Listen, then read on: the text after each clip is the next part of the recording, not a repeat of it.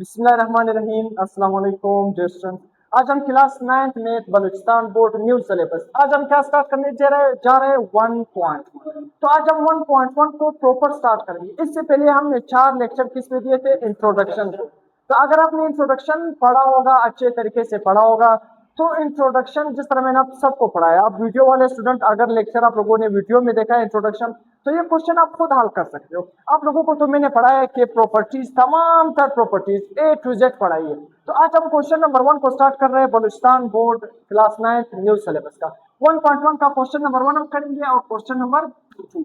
अब question number 1 में क्या पूछा है, name the properties of real number. आपने रियल नंबर की क्या बतानी है, प्रॉपर्टीज बतानी। बहुत आसान है आपको क्वेश्चन नंबर 1 में a plus under root 2 is equal to under root 2 plus a। ये कौन सी प्रॉपर्टी है, मैंने आपको पहले बताया। देखो 2 plus 3 is equal to 3 plus 2, दोनों तरफ क्या आंसर आ रहा है, 5।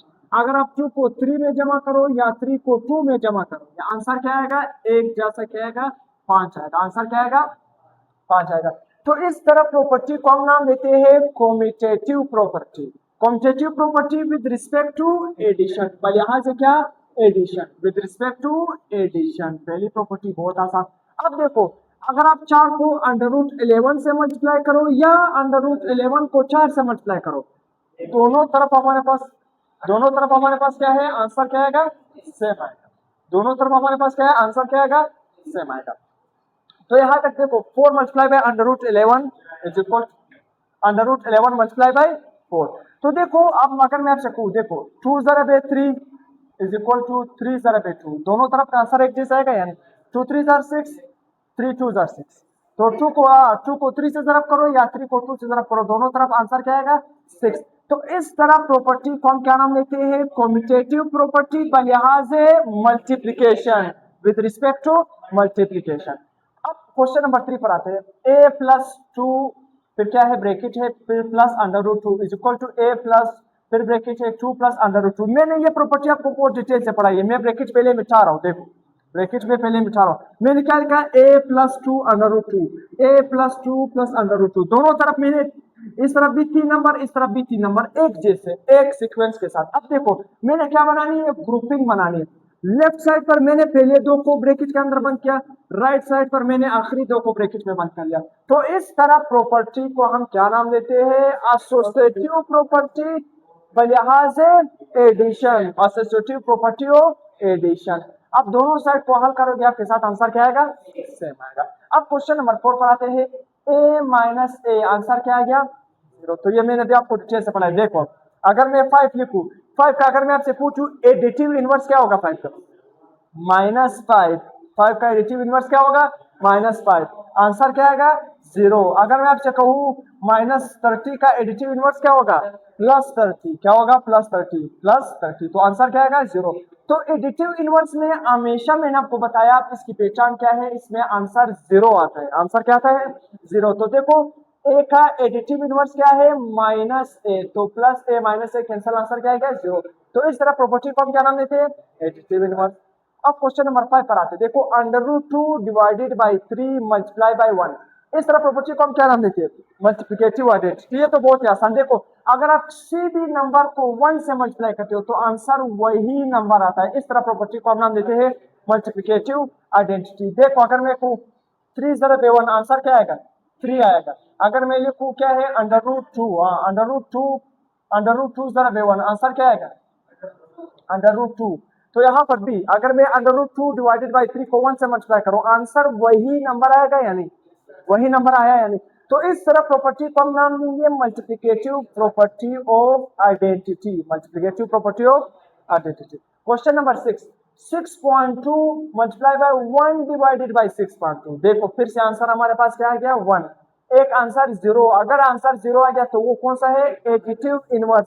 अगर आंसर आपके साथ 1 आ गया तो इसको हम क्या कहते हैं, मल्टीप्लिकेटिव इनवर्स। आंसर 0 आ गया, कौन सी प्रॉपर्टी होगी, एडिटिव इनवर्स होगी। आंसर 1 आ गया तो उसका क्या होगा, मल्टीप्लिकेटिव इनवर्स। देखो अब अगर मैं आपसे पूछूं तो मैं आपको समझा भी देता। देखो अगर मैं लिख लूं 6 का एडिटिव इनवर्स क्या होगा, sorry multiplicative inverse, additive inverse नहीं, मैं क्या है मल्टीप्लिकेटिव इनवर्स बना रहा हूं। तो 6 का क्या होगा, मल्टीप्लाई बाय इसका उल्टा क्या होगा, 1/6। आंसर क्या आएगा, 1 आएगा, यानी 6 के साथ क्या होगा, देखो 6 के नीचे क्या मौजूद होता है 1, इसको हम लिखते नहीं है।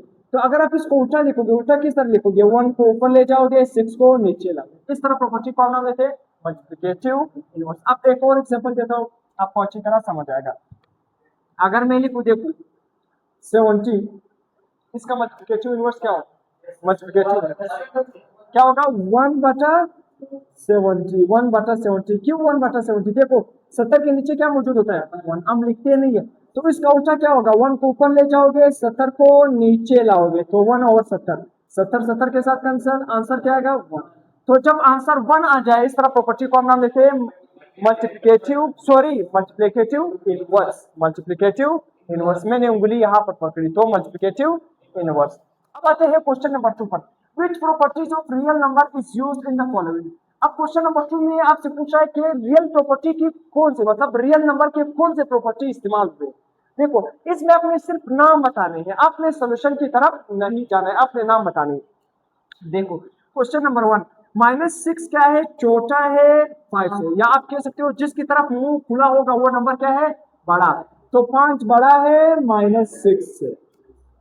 और फिर क्या है, इंप्लाइज के क्या है हमारे पास 11 बड़ा है। ये कौन सी प्रॉपर्टी है, इस प्रॉपर्टी को हम नाम देते हैं एडिटिव प्रॉपर्टी। कौन सी प्रॉपर्टी, एडिटिव प्रॉपर्टी। देखो यहाँ पर मैंने आपको रियल नंबर की प्रॉपर्टीज पढ़ाई ऑफ इनइक्वालिटी। इनइक्वालिटी का मतलब क्या है, जब दो नंबर एक जैसे ना हो। तो यहाँ पर देखो एक बड़ा है एक छोटा है, तो ये कौन सी प्रॉपर्टी है, इनइक्वालिटी प्रॉपर्टी। कौन सी, इनइक्वालिटी। इनइक्वालिटी का मतलब क्या है, जो बराबर ना हो। अब देखो आप कहोगे ये एडिटिव प्रॉपर्टी किस तरह है, देखो आपने समझना है। अब देखो 6 की जगह क्या है, क्या है 0, 5 की जगह क्या है, क्या 11। तो हम क्या करेंगे, अगर मैं दोनों तरफ +6 जमा करूं, देखो -6 है ना, इस तरफ भी मैंने +6 ऐड कर लिया और 5 के साथ भी मैंने क्या ऐड कर लिया +6। तो -6 + 6 क्या बन जाएगा 0, 5 + 6 क्या बन जाएगा 11। तो तब भी 11 ज्यादा है 0 से। इस तरह प्रॉपर्टी को आप नाम दोगे एडिटिव प्रॉपर्टी। कौन सी प्रॉपर्टी, एडिटिव प्रॉपर्टी। अब आते हैं क्वेश्चन नंबर 2 पर। 7 बड़ा है 3 से। अब देखो हमें क्या बता रखे, 1/3 बड़ा है 1/7। देखो अब ये कौन सी प्रॉपर्टी है, multiplicative property of inequality. Multiplicative property of inequality, ये सारे हम इनइक्वालिटी के प्रॉपर्टी पढ़ रहे हैं। अब आप कहोगे ये किस तरह है, देखो हमें सोल्यूशन की तरफ नहीं जाना है, मगर मैं आपको समझाने के लिए थोड़ा सा आपको समझा देता हूँ। अब देखो आपने क्या करना है, 7 को 3 से, अब देखो इस तरह आपने आंसर किस तरह लाना है, या इसको किस तरह, इस तरह मल्टीप्लिकेटिव प्रॉपर्टी के यहाँ से किस तरह आपने इस क्वेश्चन को हल करना है कि 7 बड़ा है 3 से। तो आप किस तरह करते हैं, देखो आपने सबसे पहले 7 3 7 3 21 आएगा। तो 21 का उल्टा क्या होगा 1/21। 21 का उल्टा क्या होगा 1/21।